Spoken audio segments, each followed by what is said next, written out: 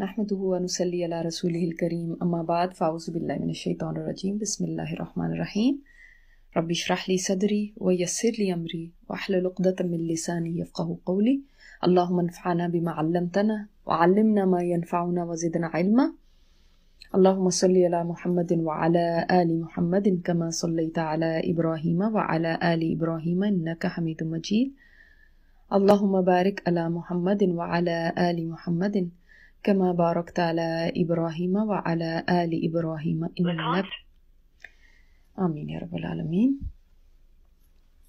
हम कर रहे हैं तजल्लियात नबूवत किताब में ग़ज़वा तबूक के बारे में। हमने पढ़ा अभी तक कि नबी सल्लल्लाहु अलैहि वसल्लम तबूक के लिए निकले 30,000 का लश्कर लेकर। रास्ते में बहुत सारे वाक़यात पेश आए जो हमने पढ़ लिए हैं अल्हम्दुलिल्लाह। सवारियों की किल्लत थी, भूख थी, गर्मी का वक्त था, तो उसमें किस तरह से सहाबा कराम ने सब्र किया और अपनी भूख आने के लिए किस हद तक यानी वो मजबूर हो गए कि अपनी सवारियों तक को ज़िबा कर, इसी तरह दरख्त के पत्ते खाने पड़े। लेकिन आप देखते हैं कि मुनाफिकीन बहुत कम साथ गए थे, अक्सर कुछ ना कुछ बहाना करके पीछे रह गए थे मदीना में, और कुछ ने तो जाने से पहले बहाने किए और कुछ ने वापस आने के बाद नबी सल्लल्लाहु अलैहि वसल्लम को अपने बहाने बताए। और बजाय इसके कि इस जंग के लिए कुछ वो डोनेशन देते, उल्टा उन्होंने मस्जिद ज़रार बनाने के लिए आपस में फंड इकट्ठे करके उसके ऊपर लगाने शुरू कर दिए। नबी सल्लल्लाहु अलैहि वसल्लम हज़रत अली को पीछे छोड़कर गए थे। फिर हमने ये भी देखा कि रास्ते में की बस्ती और वहाँ पे नबी सल्लल्लाहु अलैहि वसल्लम ने जो सहाबा ने वहाँ से पानी लिया था उसको बहा देने का हुक्म दिया था। फिर हम ये भी देखते हैं कि कौन कौन से सहाबा थे जो लेट आप सल्लल्लाहु अलैहि वसल्लम से आकर मिले, लेकिन ये अच्छा हो गया कि वो एटलीस्ट लेट आए लेकिन मिल गए थे, क्योंकि 3 सहाबा के बारे में हम पढ़ेंगे कि वो बिल्कुल पक्के सच्चे ईमान वाले थे लेकिन वो नहीं आ सके थे। तो बीच में हज़रत अली ने भी आकर नबी सल्लल्लाहु अलैहि वसल्लम को बताया कि मुनाफिकीन इस तरह से ताने दे रहे हैं, और वो समझते हैं कि नबी सल्लल्लाहु अलैहि वसल्लम हज़रत अली को जानबूझ के साथ नहीं लेकर गए क्योंकि वो किसी काबिल नहीं है और ताने दे रहे हैं। तो आप सल्लल्लाहु अलैहि वसल्लम ने उनके बारे में बहुत बड़ी ये बात फरमाई थी कि आप मेरे लिए ऐसे हैं जैसे मूसा अलैहिस्सलाम के लिए हारून अलैहिस्सलाम थे। तो ये हमने सब देखा। फिर हमने देखा कि तबूक के अंदर जितनी दिन आप सल्लल्लाहु अलैहि वसल्लम का स्टे रहा, आपने कैसर रोम के लिए ख़त लिखा था, और फिर वो तन्नूखी आया था और उसने उसके बाद जैसे आप सल्लल्लाहु अलैहि वसल्लम से गुफ्तगू की, वो सारी हम पहले पढ़ चुके हैं। फिर हमने इसके अलावा देखा कि चूँकि यहाँ पे आप सल्लल्लाहु अलैहि वसल्लम का पड़ाव था 20 दिन तक, तो जाहिर है बहुत सारी यानी इवेंट्स पेश आए यहाँ पर, जिनमें एक ये भी था कि जो इर्द गिर्द के कबाइल थे बहुत सारे, वो आप सल्लल्लाहु अलैहि वसल्लम के पास आने लगे। उन्होंने आकर और फिर आपके साथ मुआहदे किए, और इस तरह से ये एक बहुत ही पॉजिटिव सफ़र बन गया, क्योंकि आप ये सोच लें कि ये सारे जो कबाइल थे ये यानी बॉर्डर पर थे, और वहाँ पर एक तरह से जब ये मुसलमानों के साथ मिल जाएंगे तो एक तरह से एक दीवार बन गई कि बाहर से दुश्मन अब अंदर मुसलमानों तक नहीं पहुँच सकता, क्योंकि ये लोग उसको नहीं गुजरने देंगे और ये उनके साथ नहीं है, अब ये मुसलमानों के साथ हैं। तो मुसलमानों को एक समझ लें अपने हरीफ मिल गए यहाँ पर कि जो उनके साथ देने वाले थे। और हालांकि ये कबाइल मुसलमान नहीं हुए थे लेकिन उन्होंने मुआहदात किए थे। इससे हमें पता चलता है कि मुसलमान गैर मुस्लिमों के साथ मुआहदे भी कर सकते हैं। और आप सल्लल्लाहु अलैहि वसल्लम ने इन कबाइल को अमान लिख दी थी। और इन्हीं में एक वाक़या आता है दोमतुल जंदल का, और वहाँ उकैदिर की गिरफ्तारी। उकैदिर कौन है? जो दोमतुल जंदल का यानी समझ लें उनका बादशाह, वहाँ उनमें बादशाहत थी। तो ये बादशाह था, और ये कौन सा कबीला है? ये वो कबीला है जिस की कैसर और रोम के साथ बड़े मजबूत ताल्लुकात थे, और ये बहुत बहादुर कबीला भी था, बहुत मजबूत कबीला था। तो یہ بادشاہ جو تھا ان کا، یہ قبیلہ بادشاہ کہہ سکتے ہیں، بادشاہت ایکچولی ان میں چلتی تھی اس لیے میں کہہ رہی ہوں بادشاہ، کہ یہ جو تھا اقیدر نام کا تھا. تو نبی صلی اللہ علیہ وسلم نے حضرت خالد بن ولید کی قیادت میں ایک دستہ بھیجا تھا اس کی طرف، اور یہ تقریباً 400 لوگ تھے جو حضرت خالد بن ولید کے ساتھ گئے تھے. اور آپ صلی اللہ علیہ وسلم نے حضرت خالد سے فرما دیا تھا کہ تم کو اقیدر ملے گا، اپنی فوج سے الگ ہوگا وہ، اور گایوں کے درمیان ملے گا تمہیں، یعنی نیل گایوں کے درمیان تمہیں ملے گا. تو یہ واقعہ تھوڑا سا میں آپ کو پہلے بتا دیتی ہوں، پھر ہم انشاءاللہ اس کو پڑھ لیں گے. کہ نبی صلی اللہ علیہ وسلم نے حضرت خالد بن ولید کو ان کی طرف بھیجا، دومت الجندل کے حاکم اقیدر کی طرف، اور فرمایا تم اسے نیل گائے کا شکار کرتے ہوئے پاؤ گے. حضرت خالد بن ولید جب وہاں تشریف لے گئے تو جب اتنے فاصلے پر رہ گئے تھے کہ قلعہ ان کا دور سے نظر آ رہا تھا، تو اچانک ایک نیل گائے نکلی اور قلعہ کے دروازے پر سینگ رگڑنے لگی. اقیدر کو شکار کا شوق تھا، وہ نکلا، اور چاندنی رات تھی. حضرت خالد بن ولید اور ان کے سواروں نے اس کو جا لیا، گرفتار کر لیا اور آپ صلی اللہ علیہ وسلم کی خدمت میں پیش کیا. تو یہ کچھ واقعہ ہوا تھا. اب ظاہر ہے وہ اکیلا تھا تو 400 صحابہ کا تو وہ مقابلہ نہیں کر سکتا تھا، اور وہ تو اس کے وہم و گمان میں بھی نہیں تھا کہ کوئی اس طرح سے کوئی باہر اس کا انتظار کر رہا ہوگا. وہ تو ایک شکار کرنے کے لیے نکلا، اور دیکھیں کہاں پہ، اور نبی صلی اللہ علیہ وسلم کی پیشین گوئی بھی سچ ثابت ہوئی جو آپ صلی اللہ علیہ وسلم نے حضرت خالد بن ولید کو کہہ کر بھیجا تھا. تو یہ اب تھوڑا سا پڑھ لیتے ہیں واقعہ بک سے. پیج نمبر 328 ہے، دومت الجندل کے اقیدر کی گرفتاری. اب سمجھ آ گئی نا اقیدر کون ہے. رسول اللہ صلی اللہ علیہ وسلم نے حضرت خالد بن ولید کو 420 سواروں کی معیت میں، یعنی ان کو ساتھ دے کے ان کے، دومت الجندل کے اقیدر کی طرف روانہ کیا اور فرمایا کہ تم اسے نیل گائے کا شکار کرتے ہوئے پاؤ گے. حضرت خالد تشریف لے گئے. جب فاصلہ اتنا رہ گیا کہ قلعہ نظر آ رہا تھا تو یہ ایک نیل گائے نکلی اور قلعے کے دروازے پر سینگ رگڑنے لگی. اقیدر اس کے شکار کو نکلا، مگر خالد رضی اللہ تعالیٰ عنہ نے خود اقیدر کو شکار کر لیا اور اسے گرفتار کر کے نبی صلی اللہ علیہ وسلم کی خدمت میں حاضر کیا. آپ صلی اللہ علیہ وسلم نے جان بخشی فرمائی اور 2000 اونٹ، 800 غلام، 400 زریں اور 400 نیزوں پر صلح فرما لی. یعنی وہ آیا اور اس نے کہا کہ بھئی میں صلح کرنا چاہتا ہوں، اور میں کبھی بھی مسلمانوں پر حملہ نہیں کروں گا، اور اسی طرح کبھی بھی رومیوں کا ساتھ نہیں دوں گا. یہ بھی ایک بہت بڑی دیکھیں کامیابی تھی مسلمانوں کے لیے، کیونکہ جب یہ ایک بڑا قبیلہ تھا، بڑا بہادر قبیلہ تھا، جب اس کے ساتھ اور دوسرے قبائل کے ساتھ صلح صفائی ہو گئی ہے تو اب سمجھ لیں کہ ایک شیلڈ بن گئی رومیوں کے خلاف یہاں پہ. تو اس نے پھر نبی صلی اللہ علیہ وسلم کو قیمتی تحفے بھی دیے تھے، اور یہاں پہ جیسے آگے پڑھ لیتے ہیں، اس نے ایلا اور مینا والوں کی شرائط پر جزیہ بھی دینے کا اقرار کیا. اس طرح یہ کہا جاتا ہے کہ یہ جو حکمران تھا اس نے نبی صلی اللہ علیہ وسلم کی طرف بڑے قیمتی تحفے بھی بھیجے تھے، اور ان میں ایک تحفہ تھا ریشم سے بنا ہوا ایک جبہ. ریشم سے اس جبے میں سونے کی باریک تاروں کو بنا گیا تھا. آپ صلی اللہ علیہ وسلم نے اسے زیبتن فرمایا. اس وقت تک کبھی اللہ کے رسول صلی اللہ علیہ وسلم نے ریشم کا پہننا منع نہیں فرمایا تھا. ویسے تو آپ کو پتہ ہے کہ مسلمان مردوں کے لیے ریشم پہننا حرام ہے. بہرحال نبی صلی اللہ علیہ وسلم زیبتن فرما کر ممبر پر تشریف فرما ہوئے. آپ صلی اللہ علیہ وسلم نے گفتگو نہیں فرمائی اور ممبر سے نیچے تشریف لے آئے. لوگ اس جبے کو ہاتھ لگا لگا کے دیکھ رہے تھے اور حیران و ششدر رہ رہے تھے. یعنی اتنے امپریسڈ تھے لوگ کہ یہ انہوں نے کبھی دیکھا نہیں تھا. اب اس سے صحابہ کرام کی یا مدینہ کے لوگوں کی بھی آپ ایک مالی حالت کا بھی اندازہ لگا سکتے ہیں. آپ صلی اللہ علیہ وسلم نے فرمایا کیا تم اسے دیکھ کر حیران ہو رہے ہو؟ وہ کہنے لگے ہم نے ایسا حسین لباس زندگی میں کبھی نہیں دیکھا. آپ صلی اللہ علیہ وسلم نے فرمایا جنت میں سعد بن معاذ کے جو رومال ہیں وہ اس جبے سے کہیں زیادہ بڑھ کر حسین ہے جسے تم دیکھ رہے ہو. یعنی ان کا ایک رومال بھی اس جبے سے کہیں زیادہ حسین ہے. اور یہ جبہ کیا تھا؟ یعنی سونے کی تاروں سے بنا ہوا تھا. کتنا قیمتی ہوگا سوچیں، اور پیور سلک کا. تو نبی صلی اللہ علیہ وسلم نے کس طرح سے صحابہ کا دیکھیں ذہن کہاں ڈائیورٹ کروایا.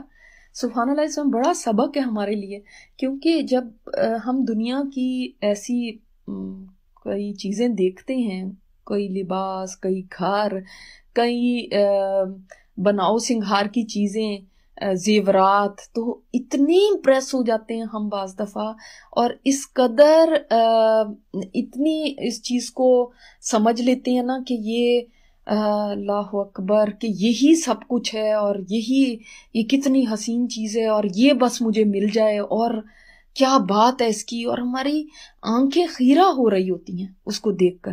لیکن یہاں پہ جب صحابہ تھوڑے سے بھی امپریس نظر آئے نبی صلی اللہ علیہ وسلم کو، تو آپ صلی اللہ علیہ وسلم نے ان کو کیسے ڈائیورٹ فرمایا کہ وہ جنت جو ہے نا اس میں سعد بن معاذ، یاد ہے آپ کو سعد بن معاذ، جنگ احزاب کا یاد ہے آپ کو قصہ کہ کیسے ان کی شہادت ہوئی تھی سعد بن معاذ کی.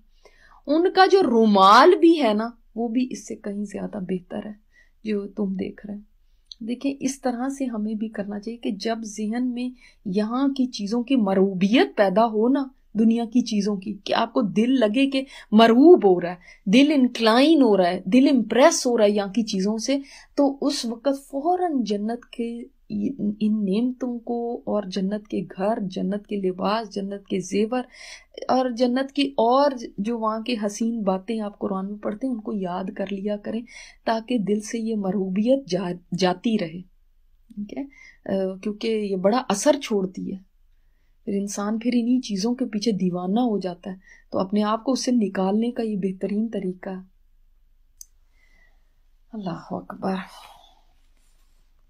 تو یہ دومت الجندل جو تھا نا، یہ تبوک سے دائیں جانب تھا، اور یہ بھی تھوڑا سا آپ لکھ لیں اپنے پاس کہ تقریباً 350 کلومیٹرز کے فاصلے پر واقع تھا، اور اس کے دوسرے سرے پر شام کا علاقہ تھا. تو اس دومت الجندل کی وادی کو سرحان کہا جاتا تھا، آج کل یہ الجوف کے نام سے مشہور ہے. ٹھیک ہے، تو یہ تھوڑا سا اس کے بارے میں تھا. اب اس کے علاوہ جتنے دن نبی صلی اللہ علیہ وسلم وہاں پہ رہے، تو آپ صلی اللہ علیہ وسلم کی ظاہر ہے کچھ نہ کچھ ایکٹیویٹیز رہیں. ان میں ایک یہ تھا کہ آپ نے وہاں پہ بڑے بلیغ خطبات بھی ارشاد فرمائے، جس میں سے صرف ایک خطبہ میں آپ کے سامنے رکھوں گی جو یہاں پر نہیں ہے، مگر اس سے آپ کو تھوڑا سا اندازہ ہوگا کہ آپ صلی اللہ علیہ وسلم کے خطبات کس طرح کے ہوتے تھے، اور کتنے بلیغ خطبات ہوتے تھے. یعنی وہ کتنے کمپریہنسو تھے، شارٹ تھے، ٹو دا پوائنٹ تھے.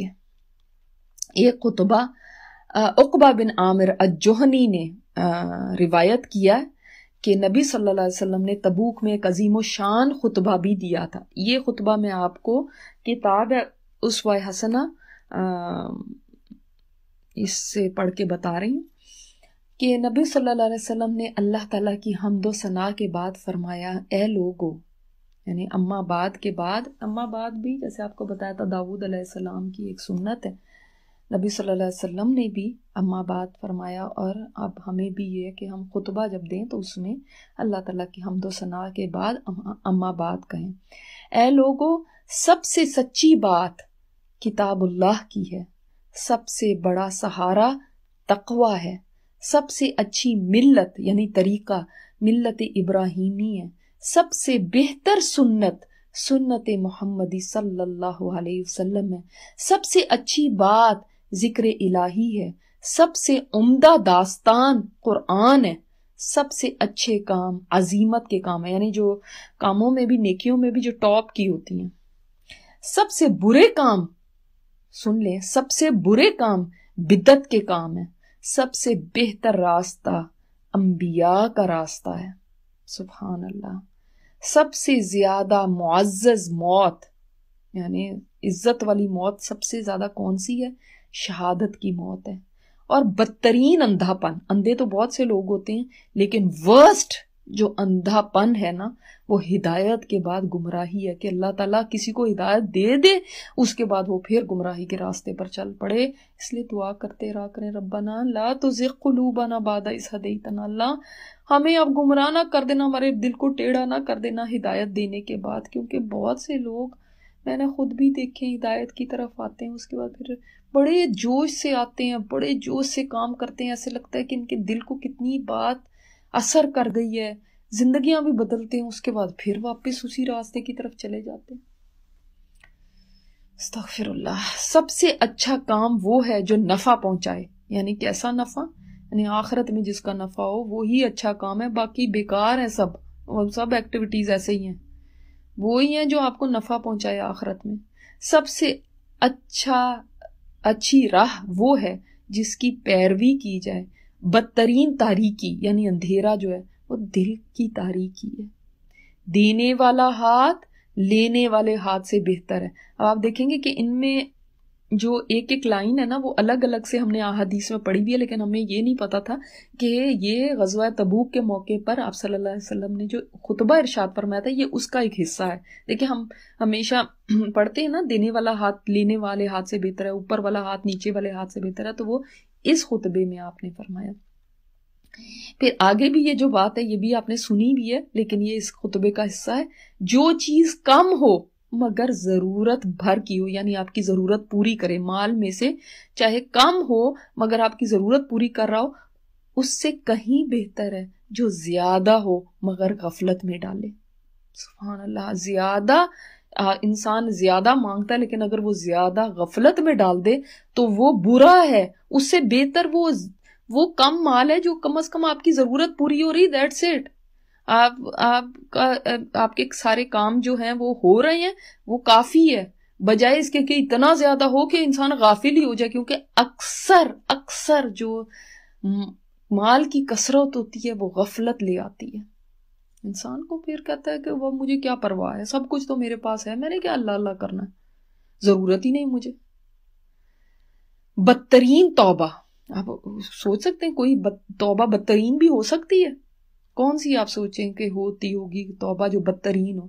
فرمایا وہ ہے جو موت کے وقت کی توبہ ہے۔ بدترین ندامت آپ سوچتے ہیں کون سی ہوگی؟ بتائیں، سوچیں۔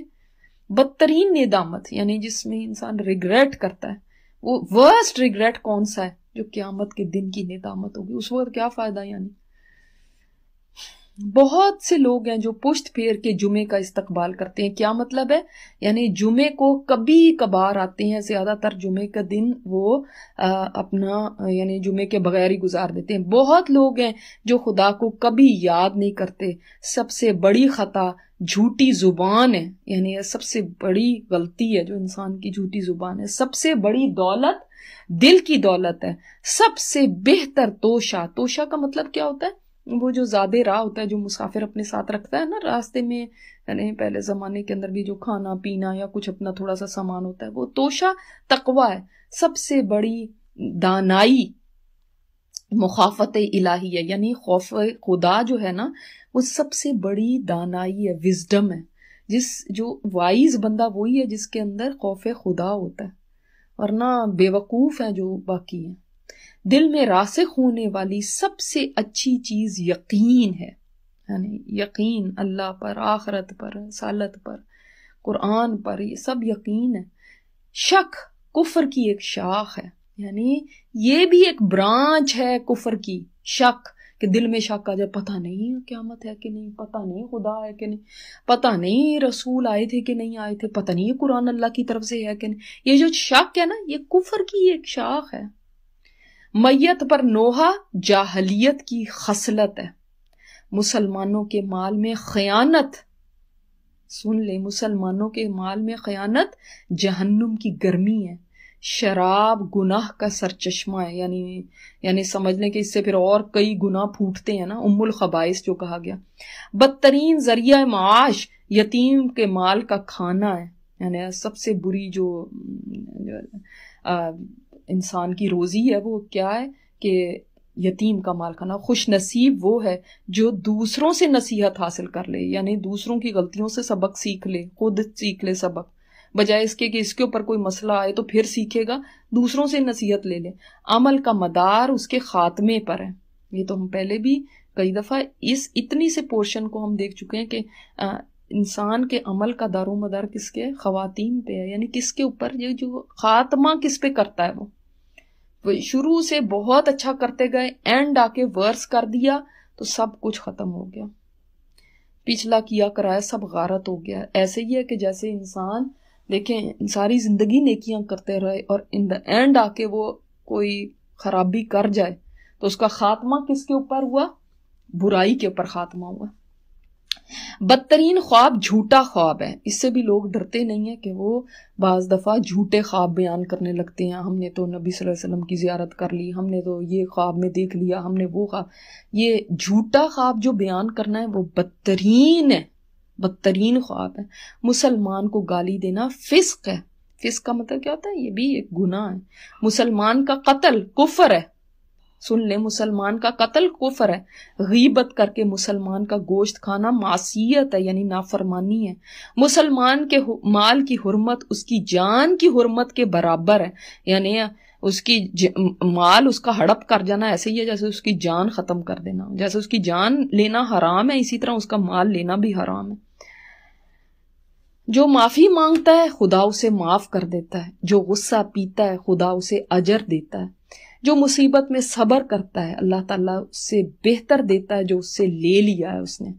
جو نافرمانی کرتا ہے اللہ اسے عذاب میں ڈالے گا. اور پھر اللہم اغفر لی و امتی فرمایا, اس کے بعد 3 مرتبہ استغفر اللہ فرمایا اور خطبہ ختم کر دیا. یعنی یہ بڑا ہی پیارا خطبہ تھا, اس لیے میں نے کہا کہ آپ کو میں سنا دوں یہ خطبہ. یہاں پہ چونکہ موجود نہیں ہے تو پھر وہ رہ جاتی ہے تھوڑی بات. اس کے علاوہ اور نبی صلی اللہ علیہ وسلم نے وہاں پہ کیا کیا اتنے دن میں. ایک تو یہ آتا ہے کہ آپ صلی اللہ علیہ وسلم نے وہاں پہ جو وضو فرمایا اس میں ایک دفعہ اپنے اعضاء کو دھویا, اس لیے کہ پانی کی سخت قلت تھی. تو اگر 3 دفعہ دھویا جاتا تو یعنی پھر وہ پانی ظاہرہ قلیل ہونے کی وجہ سے ختم ہو جاتا. ایک اور واقعہ آتا ہے کہ آپ صلی اللہ علیہ وسلم نے ایک دن فرمایا کہ آج رات تم پہ سخت آندھی چلے گی, لہٰذا نہ کوئی اٹھے, اور جس کے پاس اونٹ ہو وہ اس کی رسی کو بھی مضبوطی سے باندھ دے. کوئی بھی نہ یعنی اٹھے آج کی رات. چنانچہ سخت آندھی چلی. ایک شخص کھڑا ہو گیا تو آندھی اس کو اڑا کر تی کی 2 پہاڑیوں کے درمیان پھینک آئی, یعنی اٹھا کے اس کو پٹخا وہاں سے. جب نبی صلی اللہ علیہ وسلم نے منع فرمایا تھا کہ نہیں کسی نے کھڑے ہونا, تو ایک آدمی پھر بھی کھڑا ہو گیا, کہا جاتا ہے رفع حاجت کے لیے, لیکن پھر وہ آندھی اس کو اڑا کے لے گئی. ہو سکتا ہے کوئی ایسی بڑی بلا, کوئی ایسی آندھی آئی ہو, ڈیزرٹس میں کئی آندھیاں چلتی, تو آپ صلی اللہ علیہ وسلم نے اس کے بارے میں پہلے سے بتا دیا تھا, لیکن کوئی نہیں اس نے سنا اور پھر ایسی نافرمانی کی تو اس سے دیکھیں پھر اس کو نقصان ہوا. اسی طرح ایک اور واقعہ آتا ہے کہ نبی صلی اللہ علیہ وسلم فجر سے کچھ دیر پہلے نکلے رفع حاجت کے لیے, اور آپ صلی اللہ علیہ وسلم کے ساتھ مغیرہ بن شعبہ بھی تھے. مغیرہ بن شعبہ کے بارے میں ہم نے پہلے پڑھا ہوا ہے, آپ دیکھیے گا کہ کہاں پہ پڑھا تھا. تو وہ بھی آپ صلی اللہ علیہ وسلم کے پیچھے پیچھے تھے, ساتھ پانی لیا ہوا تھا, ایک برچھی سی لی ہوئی تھی, تاکہ وہ کیا کرتے تھے برچھی وغیرہ آگے رکھ کے تو اس سے ذرا پردہ کر لیتے تھے. تو نبی صلی اللہ علیہ وسلم جب رفع حاجت کے لیے جاتے تو لوگوں سے کچھ دور نکل جاتے تھے, تو آپ صلی اللہ علیہ وسلم وہاں سے جب فارغ ہو کے آئے تو انہوں نے پانی ڈالا, آپ صلی اللہ علیہ وسلم نے ہاتھ دھوئے, منہ دھویا, پھر آپ نے اپنے بازو اوپر کرنے چاہے, لیکن وہ جو جبہ آپ صلی اللہ علیہ وسلم نے یا جو لباس پہنا ہوا تھا اس کے بازو تنگ تھے, وہ اوپر نہیں چڑھ رہا تھا. تو آپ صلی اللہ علیہ وسلم نے اپنے ہاتھ اس جبے سے نکال کے پھر بازو دھوئے. یعنی آپ سمجھ رہے ہیں نا, جیسے ہماری کئی دفعہ سلیوز اتنی ٹائٹ ہوتی ہیں وہ اوپر نہیں چڑھتی, تو اب اس کے اوپر آپ مسا نہیں کر سکتے. یاد رکھیے آپ کو پھر شرٹ اتارنی پڑے گی اور پھر آپ کو بازو دھونے پڑیں گے وضو کرنے کے لیے. یعنی آپ مسا سر کے اوپر سے تو مسا ہوتا ہے, ساکس کے اوپر سے تو مسا ہوتا ہے, لیکن آپ کے بازوؤں کے اوپر مسا نہیں ہو سکتا. ٹھیک ہے, یہاں سے ہمیں یہ پتہ چلتا ہے. پھر اس کے بعد آپ مغیرہ رضی اللہ تعالیٰ عنہ نے نبی صلی اللہ علیہ وسلم کے جوتے اتارنے چاہے, تو آپ نے فرمایا کہ ان کو چھوڑ دو, میں نے اس وقت ان کو پہنا تھا جب میں طہارت سے تھا. پھر آپ نے ان کے اوپر ہی مسح فرما لیا. تو اس سے بھی ہمیں پتہ چلتا ہے کہ اگر جوتے صاف ہیں تو اور آپ نے طہارت کے ساتھ ہی پہنے ہیں, تو چاہے چمڑے کے موزے ہوں, چاہے دوسرے آپ کے ساکس ہوں, چاہے جوتے ہوں. بعض دفعہ آدمی باہر ہوتے ہیں اور وہ وضو کر رہے ہوتے ہیں, جوتے ایسے ہوتے ہیں نہیں اتار سکتے, تو ان کے اوپر سے مسح کر سکتے ہیں. تو اس میں کچھ دیر لگ گئی ظاہر ہے. تو جب نبی صلی اللہ علیہ وسلم واپس آئے تو صحابہ نماز شروع کر چکے تھے. آپ صلی اللہ علیہ وسلم صفوں میں پیچھے کھڑے ہو گئے. اندھیرا تھا تو لوگوں کو پتہ چل گیا, پھر بھی اس کے باوجود بھی لوگوں کو پتہ چل گیا کہ نبی صلی اللہ علیہ وسلم آ گئے. تو سب لوگ پیچھے ہٹنے لگے. اور امامت کون کرا رہے تھے؟ حضرت عبد الرحمن بن عوف. آپ کو پتہ نا یہ شروع کے صحابی ہیں, شروع میں اسلام لائے تھے, اور ان کا مقام و مرتبہ حضرت ابوبکر صدیق, حضرت عمر, عثمان وغیرہ رضی اللہ تعالیٰ عنہم ان کے برابر کا ہے عبد الرحمن بن عوف کا. تو وہ آگے کھڑے ہوئے تھے, امامت کرا رہے تھے. جب ان کو پیچھے کچھ کھلبلی سی مچی بھی, کچھ کیوف سا کچھ محسوس ہوا تو وہ پیچھے ہٹنے لگے, مگر آپ صلی اللہ علیہ وسلم نے اشارہ فرما دیا کہ آپ وہیں رہیں. تو انہوں نے وہیں پہ رہ کے نماز پوری کرائی, اور آپ صلی اللہ علیہ وسلم کی ایک رکعت رہ گئی بھی تھی, ایک رکعت آپ صلی اللہ علیہ وسلم نے ان کے پیچھے پڑھی تھی. تو اس سے بھی پتہ چلتا ہے کہ ایک وہ صحابی جن کے پیچھے نبی صلی اللہ علیہ وسلم نے کبھی نماز پڑھی, چاہے ایک رکعت ہی کیوں نہ پڑھی ہو, وہ عبد الرحمن بن عوف تھے. تو اس سے آپ کو ان کا مقام و مرتبہ بھی معلوم ہو گیا. اسی طرح نبی صلی اللہ علیہ وسلم کے ایک صحابی ہیں جن کی وہاں پہ وفات ہو گئی تھی تبوک میں, ٹھیک ہے, تو ان کا نام تھا ذوالبجادین. ذوالبجادین یہ نبی صلی اللہ علیہ وسلم کے ہجرت کے بعد یہ مزینہ قبیلے سے تھے. ان کا اصل نام عبد العزا تھا. تو یہ مکہ مدینہ کے درمیان یہ مزینہ قبیلہ تھا جہاں پہ یہ رہتے تھے. ان کی والدہ کی وفات ہو چکی تھی جس وقت ان کی عمر کوئی 16-17 سال تھی, اور ان کی کفالت ان کے چچا نے کی تھی. چچا بہت مالدار تھا اور اس نے بڑی سہولت کے ساتھ اپنے یتیم بھتیجے کو رکھا تھا, اور اچھا کھانا, اچھا لباس, اچھی رہائش, سب کچھ جو بھی یہ فرمائش کرتے تھے وہ پوری کرتے تھے. اور بلکہ خصوصی طور پہ ان کے لیے دوسرے علاقوں سے اعلیٰ درجے کا لباس منگواتے تھے. تو اس طرح سے یہ نا بڑی مطلب آسائش میں پلے تھے. تو ان کی بستی بھی جو تھی یہ بتوں کی پوجا کرتی تھی, علیحدہ علیحدہ انہوں نے اپنے بت بنائے ہوئے تھے. تو جن دنوں مسلمان مکہ سے ہجرت کر کے مدینہ جا رہے تھے, تو چونکہ ان کی بستی بیچ میں پڑتی تھی اس لیے آنے جانے والے قافلے یہاں پہ تھوڑی دیر آرام کرتے تھے, اور کچھ قافلے رات کو بھی یہاں پہ رہتے تھے.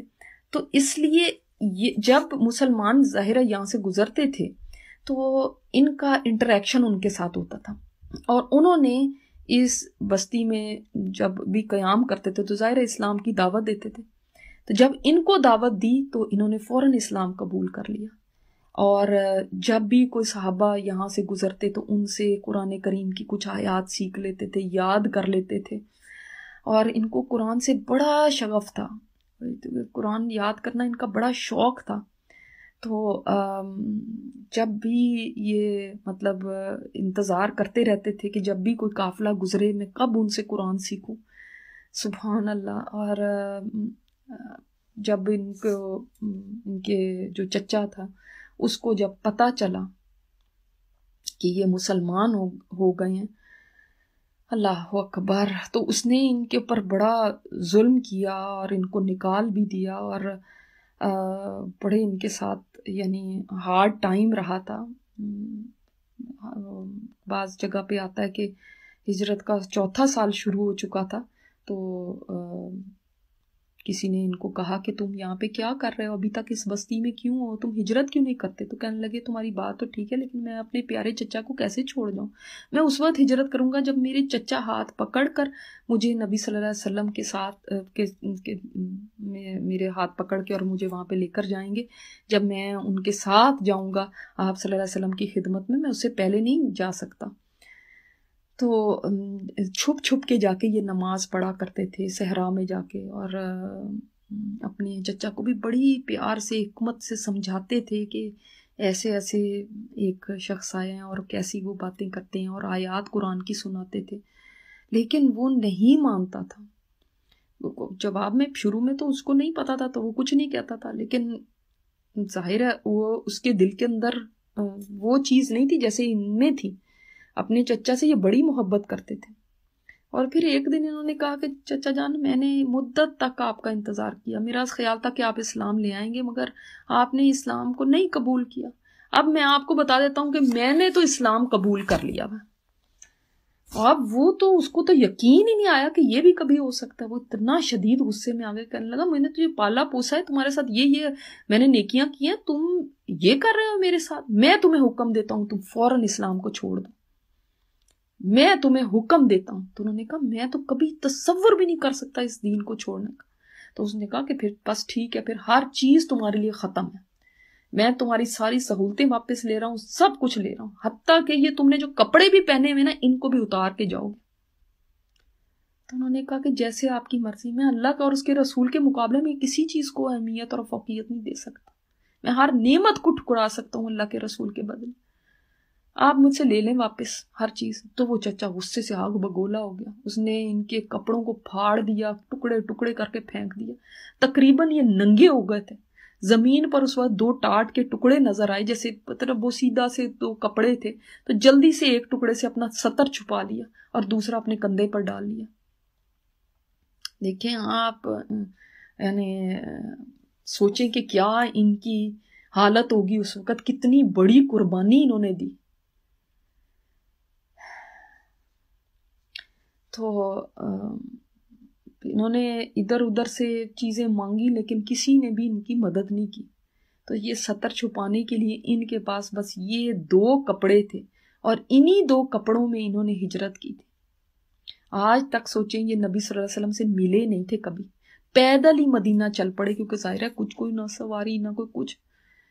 اور بے سہارا جتنے بھی مہاجرین ہوتے تھے ان کے لیے ریزیڈنٹس کون سی تھی؟ مسجد نبوی بس.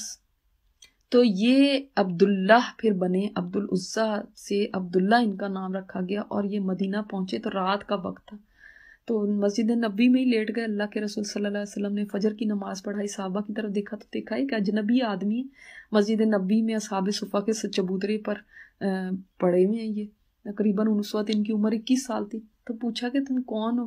کہنے لگے میں عبد العزیٰ ہوں. تو پوچھنے آپ صلی اللہ علیہ وسلم نے پوچھا تم نے ٹاٹ کیوں پہنے ہوئے یہ؟ تو انہوں نے پوری اپنی داستان سنائی کہ میں نے اللہ اور اس کے رسول کو اختیار کیا اور دنیا کی ہر نعمت کو میں نے ٹھکرا دی.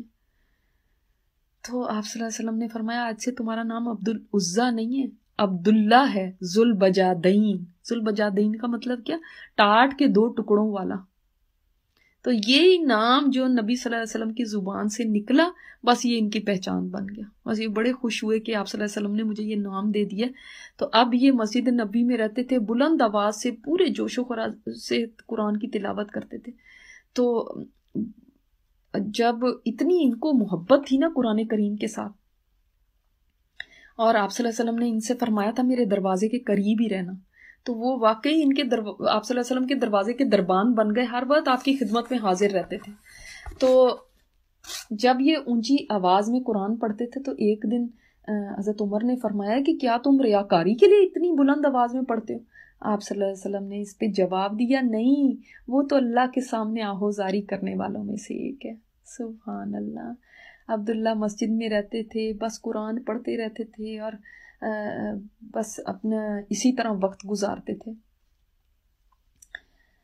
تو پھر آپ صلی اللہ علیہ وسلم نے ان کے بارے میں فرمایا تھا عمر اس کو چھوڑ دو، یہ تو سب کچھ چھاڑ کے اللہ اور اس کے رسول کی خاطر ہجرت کر کے آیا. تو جب آپ صلی اللہ علیہ وسلم تبوک کے لیے روانہ ہوئے نا، تو اس وقت ان کے اندر اتنا جذبہ شہادت تھا. آپ صلی اللہ علیہ وسلم کے پاس آئے، درخواست کی کہ میرے لیے دعا کریں، مجھے اس جنگ میں شہادت نصیب ہو. آپ نے دعا فرمائی اللہ میں اس کا خون کفار پر حرام کرتا ہوں. انہوں نے عرض کیا یا رسول اللہ میرا تو یہ ارادہ نہیں تھا، میں تو شہادت چاہتا تھا. آپ نے فرمایا تم اللہ کی راہ میں جہاد کے لیے نکلے ہو، اگر تمہیں بخار بھی ہو جاتا ہے تو تم بخار سے بھی اگر وفات پا جاتے ہو تو وہ بھی شہادت ہے تمہارے لیے. تو آپ صلی اللہ علیہ وسلم جب یہاں پہ قیام فرما رہے تھے، اب بتائیں جنگ تو ہوئی نہیں، تو آپ کو خبر ملی کہ اس طرح سے وہ اللہ کو پیارے ہو گئے، طبعی موت. تو آپ صلی اللہ علیہ وسلم اپنے صحابہ ابو بکر صدیق، حضرت عمر کو لے کر کفن دفن کا بندوبست کرنے لگے. سرد رات تھی اس وقت. آپ صلی اللہ علیہ وسلم نے ایک صحابی عبداللہ بن مسعود کو، آپ نے سنا ہوگا، ان کو اطلاع ملی اس طرح سے کہ نبی صلی اللہ علیہ وسلم کے ایک صحابی فوت ہو گئے. تو آدھی رات کا ٹائم تھا، وہ اٹھے اور یہ بھی آپ صلی اللہ علیہ وسلم سے بڑی شدید محبت کرتے تھے.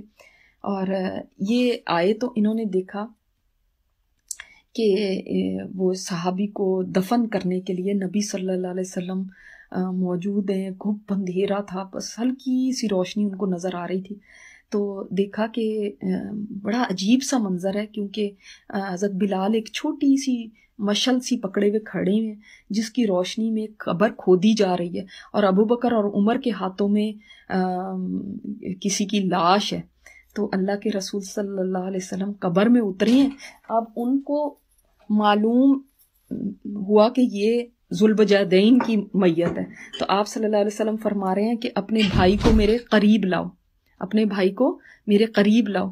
تو حضرت ابوبکر صدیق اور حضرت عمر آپ صلی اللہ علیہ وسلم کو لاش تھما رہے ہیں، اور آپ فرما رہے ہیں بھائی کو نرمی سے پکڑو، ذرا محبت سے، نرمی سے، پیار سے، کیونکہ اللہ کے رسول صلی اللہ علیہ وسلم سے یہ بڑے محبت کرتے تھے نا ذوالبجادین.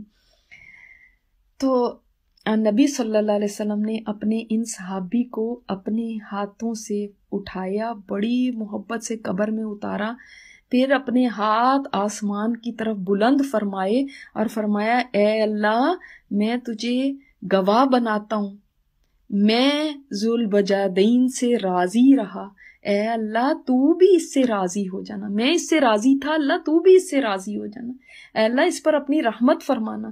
یہ قرآن کریم کی تلاوت کرنے والا تھا، یہ تیرے رسول سے محبت کرنے والا تھا. عبداللہ بن مسعود یہ دیکھ رہے ہیں تو بے اختیار کہہ اٹھے کاش اس قبر میں میں ہوتا، کاش اس قبر میں میں ہوتا. یعنی ان کو اتنا رشک آیا ان کی قسمت پر ذوالبجادین کی کہ یہ کتنے خوش نصیب ہیں کہ نبی صلی اللہ علیہ وسلم فرما رہے ہیں اللہ میں اس سے راضی ہوں، تو بھی اس سے راضی ہو جانا.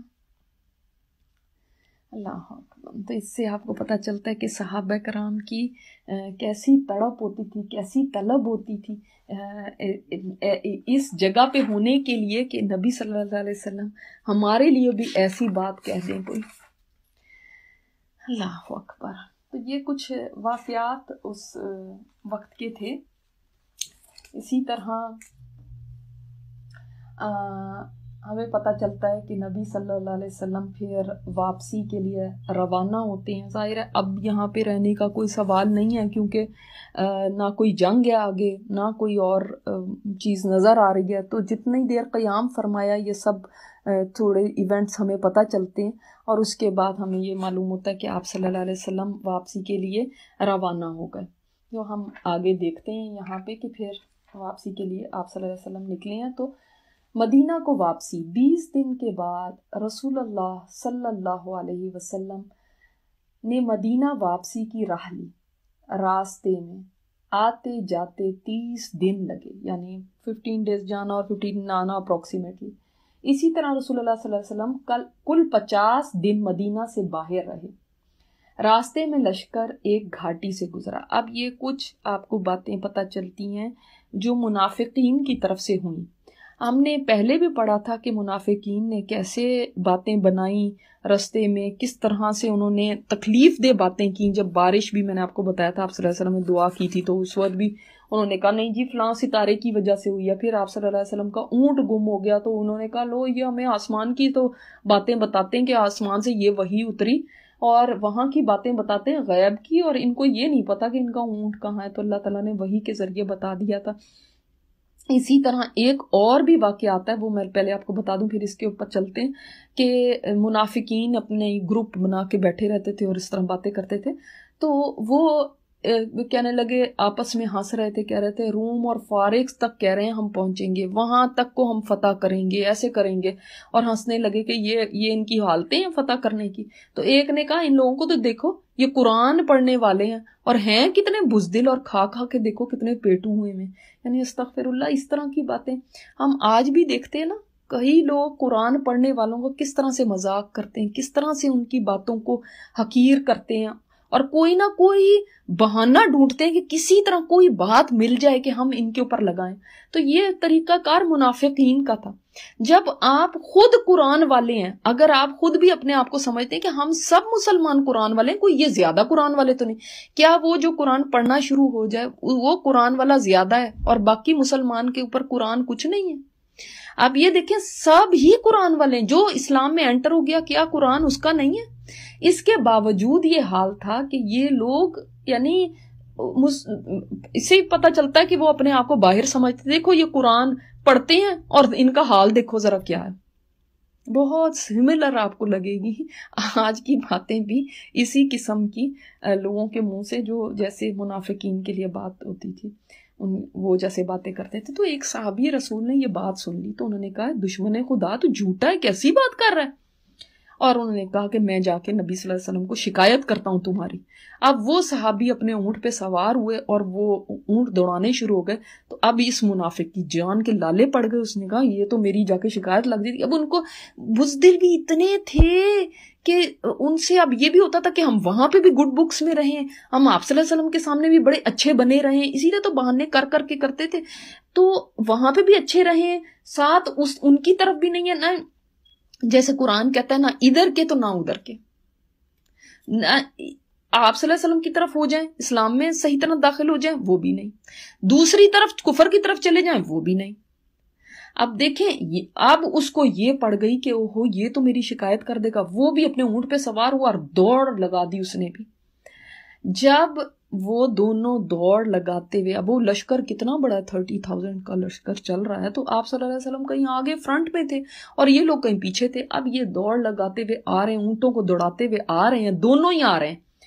تو نبی صلی اللہ علیہ وسلم پہ وحی اترنی شروع ہو گئی. میں نے آپ لوگوں کو کہا تھا نا سورہ توبہ آپ پڑھ کے آئیے گا, تو وہ جو وحی اتری اس کے اندر آپ ہائی لائٹ کر لیں, یہ آیات ہیں, آیت نمبر 64 سے 64 اور 65. آپ صلی اللہ علیہ وسلم اس سے پہلے کہ وہ وہاں پہنچ کے کچھ بولتے یا کچھ کہتے, وہ صحابی نبی صلی اللہ علیہ وسلم کے سامنے وہ جلدی سے چھلانگ لگائی اس منافق نے اپنے اونٹ کے اوپر سے, اور آپ صلی اللہ علیہ وسلم سے کہنے لگا ہم تو بس مذاق کر رہے تھے, ہم تو بس مذاق کر رہے تھے, جیسے نہیں کہ ہم یار جسٹ کیڈنگ اراؤنڈ, ہم تو بس کھیل رہے تھے, بس ایسے مذاق کر رہے تھے, مذاق کو مذاق سمجھا ہی نہیں گیا. یعنی تو اللہ تعالیٰ نے جو آیات اتاری تھی اس سے پہلے کہ وہ کچھ بولتا, آپ صلی اللہ علیہ وسلم یہ آیات تلاوت فرما رہے ہیں. جب وہ یہ کہہ رہا ہے کہ ہم تو بس مذاق کر رہے ہیں, تو آیات کیا ہیں, یحذر المنافقون, ڈر رہے ہیں منافق, ان تنزل علیہم سورۃ, کہ آپ صلی اللہ علیہ وسلم کے اوپر کوئی سورت نہ اتر آئے ان کے بارے میں جس کے اندر جو کچھ ان کے دلوں میں ہے وہ بتا دیا جائے. اور قل, کہہ دیجئے, استہزئوا ان اللہ مخرج ما تحذرون ولئن سألتہم, اور اگر تم سوال کرو ان سے, تم مذاق کرتے رہو, اللہ تعالیٰ نکال دے گا, جو اللہ ظاہر کر دے گا جو ان کے دلوں کے اندر ہے, اللہ تعالیٰ تمہیں ظاہر کر دینا. اور اگر تم ان سے پوچھو گے لَيَقُولُنَّ, تو وہ ضرور کہیں گے اِنَّمَا كُنَّا نَخُوضُ وَنَلْعَبُ, تو ہم تو بس کھیل تماشے بس ایسے ہی کر رہے تھے, we were just joking around, ہم تو بس ایسے ہی یہ بات کر رہے تھے. تو آپ کہہ دیں اے نبی, کیا اللہ اور اس کا رسول ہی ہے رہ گئے کہ جن کے بارے میں تم مذاق کرتے ہو؟ کیا وہی رہ گئے ہیں مذاق کے لیے؟ لا تعتذروا, آج تم کوئی معذرت نہ کرو, قد کفرتم بعد ایمانکم, تم نے کفر کر دیا ایمان کے بعد. اب کی آیات کھول کر دیکھیے گا, یہ آپ کو 10ویں پارے میں سورہ توبہ میں مل جائیں گی.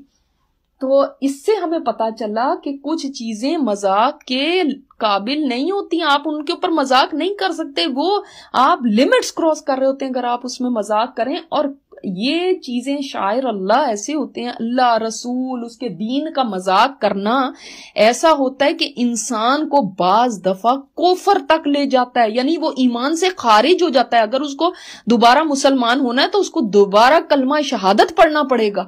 یعنی یہاں پہ یہ دیکھیں آپ, یہ آیت نمبر 66 کا میں آپ کو حصہ سنا رہی, لا تعتذروا, تم نہ معذرتیں کرو, قد کفرتم بعد ایمانکم, تم نے کفر کر لیا, ایمان لانے کے بعد تم اب کافر ہو گئے. یعنی انہوں نے تو کوئی ایسی بات نہیں کہی تھی کہ ہم کافر ہو گئے ہیں یا ہم ایسے ہیں, کوئی بتوں کے آگے نہیں جھک گئے تھے. وہ انہوں نے اللہ کے رسول صلی اللہ علیہ وسلم کا مذاق اڑایا تھا. یہ اتنی بڑی بات ہے کہ انسان کو کفر تک لے جاتی ہے, کافر بنا دیتی ہے.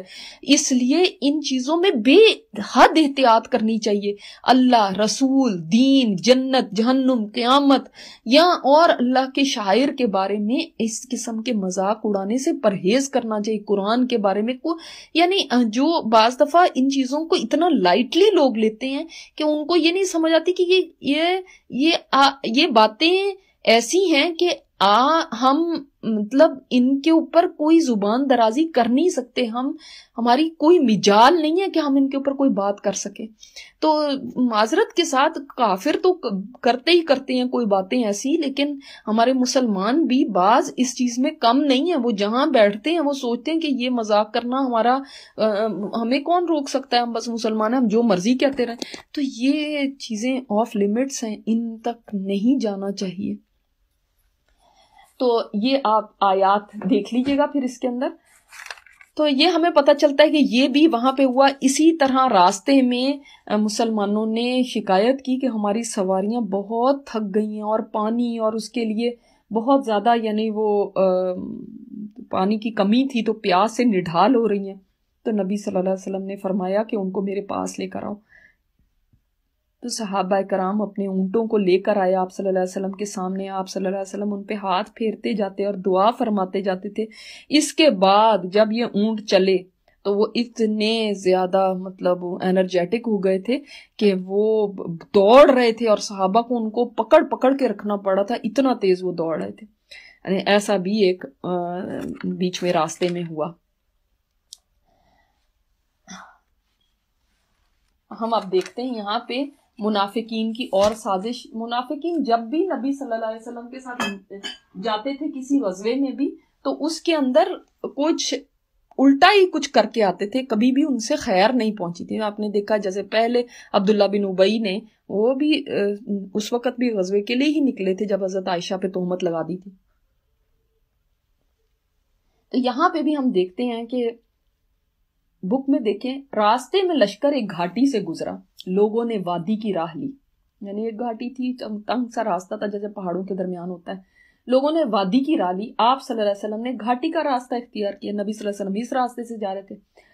آپ صلی اللہ علیہ وسلم کے ساتھ صرف حضرت عمار تھے جو اونٹنی کی نکیل تھامے ہوئے تھے. حضرت عمار بن یاسر جو تھے وہ اونٹنی کی نکیل تھامے ہوئے تھے، اور حضرت حذیفہ بن یمان تھے جو اونٹنی کو ہانک رہے تھے. یعنی صرف 2 صحابہ کرام آپ صلی اللہ علیہ وسلم کے ساتھ تھے. اس وقت موقع غنیمت جان کر 12 منافقین نے قتل کے ارادے سے آپ کا پیچھا کیا اور آپ کے انتہائی قریب آ گئے. انہوں نے سوچا تھا کہ نبی صلی اللہ علیہ وسلم کو دھکا دے دیں گے یہاں پہ گھاٹی میں. اب ایک تو اندھیرا تھا، رات کا وقت تھا، دوسرے یہ چہروں پر ڈھاٹا باندھے ہوئے تھے، یعنی یہ چہروں کو چھپائے ہوئے تھے. آپ نے حضرت حذیفہ کو بھیجا کہ ان کی سواریوں کے چہروں پر اپنی ڈھال سے ضرب لگائیں. نبی صلی اللہ علیہ وسلم سمجھ گئے کہ ان کا ارادہ کیا ہے. اب انہوں نے چہرے بھی کور کیے ہوئے اور بد ارادے سے آئے تھے. اور آپ صلی اللہ علیہ وسلم نے حضرت حذیفہ کو جب اس وقت حکم دیا، جب ان کا یہ حرکت دیکھ کر، تو انہوں نے ان کے سواریوں کے چہروں پر ڈھال سے ضرب لگائیں. انہوں نے ضرب لگائی تو اللہ نے منافقین پر روب ڈال دیا اور وہ تیزی سے بھاگ کر لوگوں میں جا ملے. یعنی اب آپ کو پتا ہے کہ بزدل تو تھے ہی نا، اب ان کو یہ ہوا کہ کہیں پتہ نہ چل جائے، اب جان بھی نکلی بھی اور ساتھ نقصان بھی پہنچانا ہے. دیکھ رہے ہیں ایسی جو 2 رخی زندگی ہوتی ہے نا، وہ انسان کے لیے بڑی مشکل ہوتی ہے، اس بندے کے لیے خود بھی عذاب ہوتی ہے. یا تو ایک طرف ہو جائے، وہ کسی طرف کی بھی راہ لے، لیکن جب وہ ایک طرف نہیں ہوتا، اس نے ادھر کو بھی راضی کرنا، ادھر کو بھی، پتہ نہیں کس طرف سے مفاد ہو مجھے حاصل ہو جائے بعد میں. یہ لوگ ایسے ہی تھے. اسی وجہ سے منافقین جہنم کے سب سے نچلے درجے میں ہوں گے، کیونکہ یہ ساتھ رہ کے نقصان پہنچانے والے تھے. دشمن کا تو انسان پھر بھی الرٹ رہتا ہے کہ یہ دشمن ہے، لیکن جو آستین کے سانپ ہو، جو اپنے اندر رہتے ہیں اور پھر آپ کی جڑیں کاٹے نا، وہ زیادہ بڑی دشمنی کرتے ہیں. ان سے آپ ہوشیار بھی نہیں ہوتے، کیونکہ آپ کو لگتا کہ یہ تو اپنے ہی ہیں، لیکن جب وہ اپنے ہی کاٹنے لگتے ہیں تو وہ بہت تکلیف دہ بھی ہوتا ہے اور زیادہ وہ بڑا نقصان بھی پہنچا سکتے ہیں. تو جب وہ تیزی سے بھاگ نکلے، رسول اللہ صلی اللہ علیہ وسلم نے حذیفہ کو ان کے نام بھی بتلایا اور ان کا ارادہ بھی. چنانچہ رسول اللہ صلی اللہ علیہ وسلم کا ان کو رازدان کہا جاتا ہے. یعنی آپ صلی اللہ علیہ وسلم نے کسی اور کو نہیں یہ نام بتائے تھے. آپ صلی اللہ علیہ وسلم نے حضرت حذیفہ سے پوچھا کہ وہ کون لوگ تھے، تو انہوں نے فرمایا کہ میں تو نہیں جانتا، کیونکہ انہوں نے اپنے چہرے ڈھانپے ہوئے تھے. تو آپ صلی اللہ علیہ وسلم نے پھر ان کے نام بتائے. اللہ تعالیٰ نے نبی صلی اللہ علیہ وسلم کو مطلع کر دیا تھا ان کے بارے میں کہ یہ کون ہے، اور ساری زندگی یہ راز حضرت حذیفہ کے سینے میں رہا، انہوں نے کسی کا بھی نام کبھی بھی بتایا نہیں کہ یہ ہوتے ہیں رازدان۔ بعد میں حضرت عمر جو تھے وہ حضرت حذیفہ کو دیکھا کرتے تھے کہ یہ کسی جنازے میں اگر شریک ہوتے ہیں تو شریک ہوتے تھے، یعنی اس کا مطلب ہے کہ یہ منافق نہیں۔ اگر وہ کسی جنازے میں نہیں جاتے تھے تو حضرت عمر بھی نہیں جاتے تھے، سمجھ جاتے تھے اچھا یہ منافق ہے، کیونکہ ان کو صرف پتا تھا۔ اسی طرح حضرت عمر ان کے پاس ہی جا کے پوچھا کرتے تھے کہ میرا نام تو اس لسٹ میں شامل نہیں ہے۔ اللہ اکبر، کہیں میں بھی تو منافقین کی فہرست میں شامل نہیں ہوں؟ سبحان اللہ۔ مسجد ضرار کا انہدام، یعنی اس کو گرانا، اس کو ابالش کرنا۔ منافقین نے ضرر رسانی، کفر، مومنین میں تفریق اور اللہ اور اس کے رسول سے جنگ کرنے والوں کو گھات کی جگہ فراہم کرنے کے لیے قبا میں ایک مسجد بنائی تھی۔ اس کا میں نے قصہ آپ کو پہلے بتایا کہ انہوں نے مسجد کی کنسٹرکشن شروع کر دی تھی اور اس کو کمپلیٹ کر لیا تھا، اور رسول اللہ صلی اللہ علیہ وسلم سے گزارش کی تھی کہ آپ اس مسجد میں ان کے لیے نماز پڑھ دیں۔ اس وقت آپ صلی اللہ علیہ وسلم تبوک کے لیے تیار ہوتے رہے تھے۔ آپ نے فرمایا کہ ابھی تو ہم سفر پر ہیں، البتہ واپس آئے تو انشاءاللہ اگر اللہ نے چاہا یعنی ہم پھر یعنی اس وقت پڑھ لیں گے۔ لیکن جب آپ تبوک سے واپسی میں ذی اوان میں اترے اور مدینہ ایک دن یا اس سے بھی کم فاصلے پر رہ گیا تھا تو جبرائیل علیہ السلام نے نازل ہو کر مسجد کی اصل حقیقت بتائی اور نماز پڑھنے سے منع کیا۔ چنانچہ رسول اللہ صلی اللہ علیہ وسلم نے آدمی بھیج کر اسے جلا اور مسمار کرا دیا۔ یہ بھی آیات آپ اس میں دیکھ سکتے ہیں سورہ توبہ میں۔ اس سے ہمیں پتہ چلتا ہے کہ ایک مسجد جو چاہے اس کا نام مسجد رکھا ہو، لیکن اگر وہ فساد کی جگہ ہے، اگر وہ مسلمانوں میں تفریق کی جگہ بن رہی ہے، اگر وہ ایسی جگہ بن رہی ہے جس سے مسلمانوں ہی کے خلاف سازشیں ہو رہی ہیں اور اسلام کو نقصان پہنچانے کا ارادہ ہے، تو اگر اس کو جلا دیا جائے اور یا اس کو گرا دیا جائے تو کوئی یہ نہیں کہنا چاہیے ہائے مسجد کو جلا دیا، مسجد کو گرا دیا یا ختم کر دیا۔ یہ ایسی جگہ کو پھر مسجد کہلانے کا بھی حق نہیں۔ انہوں نے تو اس کا نام نہیں مسجد ضرار رکھا تھا، ظاہرہ بعد میں ہی اللہ تعالیٰ نے اس کو یہ نام دیا مسجد ضرار، جو ضرر والی مسجد، جو نقصان پہنچانے والی مسجد ہے۔ تو ایسی پھر جگہ کو نہیں رکھنا چاہیے اور اس کو مسجد کہلانے کے لائق بھی نہیں ہے۔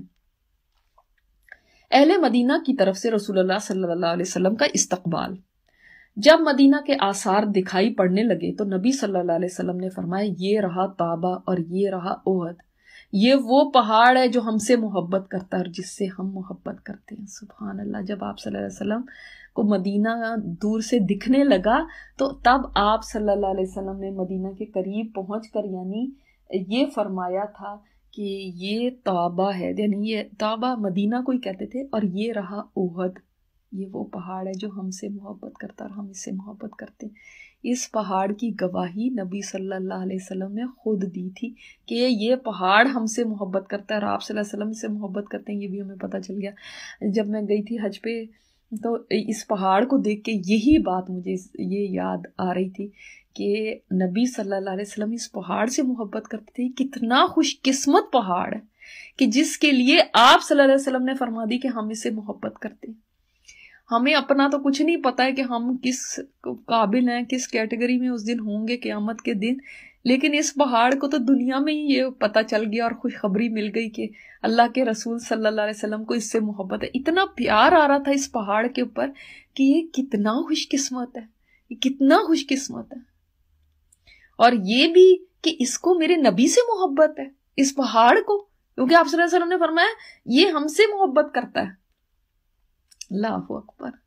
اس سے پتہ چلتا ہے کہ بے جان چیزوں میں بھی ایک حس ہوتی ہے، ایک ان کو بھی چیزوں کا تھوڑا پتہ تھا۔ دیکھیں آپ کہ پتھر آپ صلی اللہ علیہ وسلم کو سلام کرتے تھے نبوت سے پہلے بھی، ہاں، تو ان چیزوں میں بھی ایک حس ہے۔ ادھر لوگوں نے آپ کی آمد کی خبر سنی تو استقبال میں عورتیں اور بچے بچیاں نکل پڑیں، اور یہ کہاں پہ نکل پڑے تھے؟ ثنیۃ الوداع میں نے آپ کو بتایا تھا ثنیۃ الوداع مدینہ سے نکل کے جگہ تھی، وہ ایک پہاڑی سی تھی جس پہ کھڑے ہو کے یعنی لوگ آنے والے قافلوں کا جب پتہ چلتا تھا، کوئی قافلہ آ رہا ہے دور سے پتہ چل گیا، یا قافلے والے ایک بندے کو دوڑا دیتے تھے کہ جاؤ پہلے جا کے شہر میں اطلاع کر دو کہ ہم پہنچ رہے ہیں، تو لوگ پھر یہاں پہ کھڑے ہو کے ویلکم کرتے تھے. اور اسی طرح جب جانے والے ہوتے تھے کوئی تو پھر ان کو یہاں سے آ کے الوداع کہتے تھے. تو ثنیہ مطلب پہاڑی، اور الوداع ودا کرنے کی پہاڑی. جیسے ہم بھی ایئرپورٹ جاتے ہیں نا لوگوں کو چھوڑنے کے لیے، تو ایک جگہ تک ہم جا سکتے ہیں، پھر اس کے آگے نہیں، تو پھر ہم وہیں سے مل لیتے ہیں، پھر وہیں سے ان کو خداحافظ کر لیتے ہیں. تو ان کے لیے وہ سمجھ لیں جیسے ایئرپورٹ تک آنا ہو گیا. تو ادھر لوگوں نے آپ کی آمد کی خبر سنی تو استقبال میں نکل آئے. یعنی یہ بھی ایک سنت ہے کہ کسی کے استقبال کے لیے آپ لوگ، جیسے آپ ایئرپورٹ جاتے ہیں یا آپ گھر سے باہر جاتے ہیں یا آپ کہیں جاتے ہیں لوگوں کے استقبال کرنے کے لیے، خاص مہمانوں کا استقبال کرنے کے لیے، تو اس میں کوئی حرج کی بات نہیں ہے. عورتیں، بچے، بچیاں نکلے اور یہ شعر گنگنا رہی تھی وہ، یہ عورتیں بچیاں، کہ طلع البدر علینا من ثنیۃ الوداع وجب الشکر علینا ما دعا للہ دعا، کہ ہم پر ثنیۃ الوداع سے بدر طلوع ہوا ہے، یعنی 14ویں کا چاند، فل مون، من ثنیۃ الوداع، ثنیۃ الوداع سے، اور وجب الشکر علینا، ہم پہ تو شکر واجب ہو گیا، ما دعا للہ دعا، جب تک پکارنے والا پکارتا رہے گا، پکارے گا اللہ کو، تب تک ہم پر شکر واجب ہے. آپ صلی اللہ علیہ وسلم تشریف لائے، مسجد میں داخل ہوئے، 2 رکعت نماز پڑھی. نبی صلی اللہ علیہ وسلم کا طریقہ کار یہ تھا، جب بھی سفر سے واپس آتے تھے سب سے پہلے مسجد میں تشریف لے جاتے تھے اور وہاں پہ 2 رکعت نماز پڑھتے تھے. یہ سنت بھی اب بھول چکے ہیں لوگ، اس سنت کو بھی زندہ کرنے کی ضرورت ہے. اور لوگوں کے لیے بیٹھ گئے. اب دیکھیں ایک سفر سے آئے ہیں آپ صلی اللہ علیہ وسلم اور اس وقت ہی مسجد نبی میں بیٹھ گئے. اب آگے جو قصہ ہے وہ چونکہ ایک لمبا قصہ ہے تو انشاءاللہ تعالیٰ اس کو ہم نیکسٹ ٹائم پھر دیکھیں گے. اور یہاں تک کہ آپ کو واقعات پتہ چل گئے. اب وہ 3 مومنین کا قصہ ہم دیکھیں گے جو کہ پیچھے رہ گئے تھے. بہت ہی پیارا سیرت کا یہ باب ہے جو تبوک کا بھی ہے، اور آخری سفر ہے آپ صلی اللہ علیہ وسلم کا. اس کے بعد تو حج کا ہی سفر ہے، اس کے بعد کوئی غزوہ نہیں ہے. ٹھیک ہے. سبحانک اللہم و بحمدک نشہد ان لا الہ الا انت نستغفرک و نتوب الیک. السلام علیکم و رحمۃ اللہ وبرکاتہ.